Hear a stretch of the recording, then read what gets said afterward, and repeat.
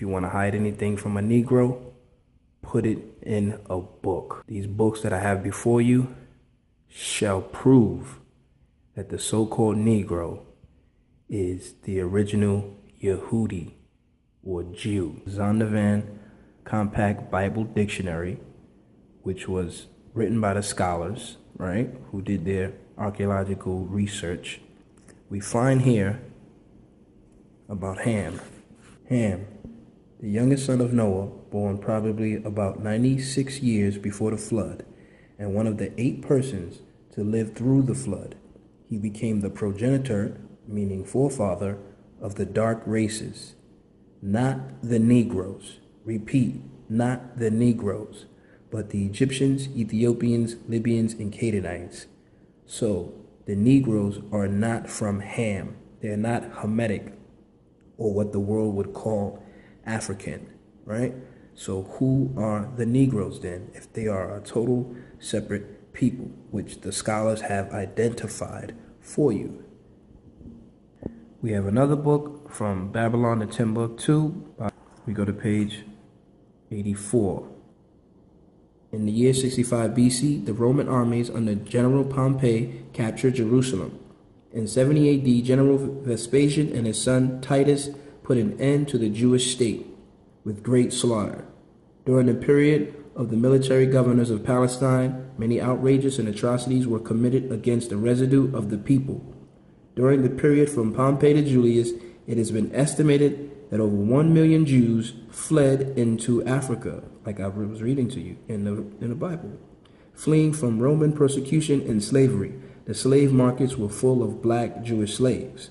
So these Israelites were black that fled from Jerusalem into Africa. Our next book, called Ebos, Hebrew Exiles from Israel, we'll find here that when the so-called Negro was sold into slavery, they called us Hebos. But you'll see pictures of this online where they changed it and they called us Negroes. So why did they call us Hebos? Let's take a look on page 54. The British explorers who met the Ebos of Nigeria were quick to identify them as a branch of Hebrews, Dr. Basin, 1938, and to simply refer to them as Hebrews or Hebos, Ebos, and later Ibos. So also refer to themselves as Hebo, a corruption of Hebrew, or accepted to be called Hebo, Ebo, or Ibo, as a way of associating them with the emergent new culture of the colonial master. Remember, we were sold from the west coast of Africa, what they called Negro land. Now, if we go back to the Bible dictionary, as you see, the word Niger or nigger means black, a surname of Simeon, one of the 5 prophets and teachers of the church at Antioch who were led of Yahweh to send forth Paul and Barnabas on the first missionary journey, Acts 13, 1-3. So Niger or nigger means black. That's what the prophets were called, proving that the real Yehudi or the real Jews were black people. Or today, your so-called nigger or Negro. Let's prove even further that the so-called Negroes are the Israelites. You have this textbook, college textbook, right? Western African History by Robert O. Collins. And you can prove that it's a textbook because, see, textbook, used, bookstore. Now, we're going to prove that these people know our history. They know who we are. If you go here, page 199, the inhabitants of Bani, when our author last visited that port, amounted to about 3,000. There are chiefly a mixture of Ebo or Hebo and the brass tribes. King of Bani were both of Ebo descent, of which also are the mass of the natives, and the number of the slaves from the Igbo country, which throughout the existence of the British trade were taken from Bani, amounted to perhaps 3/4 of the whole export. It is calculated that no fewer than 16,000 of these people alone were annually exported from Bani within the 20 years ending in 1820, so that including 50,000 taken within the same period from New and Old Caliber, the aggregated export of Igbos alone was not short of 370,000. See that? So they know that these people were taken from the west coast of Africa were called Igbos. They were the Hebrew Israelites. We have another scholarly book, Creole New Orleans, Race and Americanization. Okay, we go to page 67.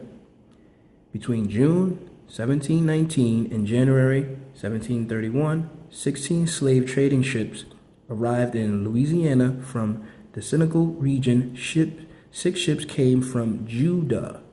You see, 6 ships came from Judah. Ouida, a slave trading post. Between February 1726 and January 1731, 12 slave ships from Senegal landed 3,259 slaves at Belize at the mouth of Mississippi River. During the same period, 1 ship from Judah landed 464 slaves at the same port. The African slaves brought to the Chelsea Peak during the 18th century came mainly from the Bight of Biafra and were heavily Igbo. You can also see on the map, which they called Negro Land. See here, KM, Kingdom of Judah. Ouida, Slave Coast. This is where the so-called Negroes were sold from. And they mapped it out. They knew where you came from. This is the west coast of Africa. And then you have the Kingdom of Ashanti over here. 2. Judah mourneth, the Jews, and the gates thereof languish. They are black unto the ground. These people were black. And the cry of Jerusalem is gone up. So, when you look on the map, you see the Kingdom of Judah, where the Jews fled into what is called today Africa. The Kingdom of Judah. These people were black. Right here in the scriptures. And those who charted the map, they knew who they were selling into slavery. The Kingdom of Judah, the Jews. They are black. It's in the scriptures. It's in the textbooks.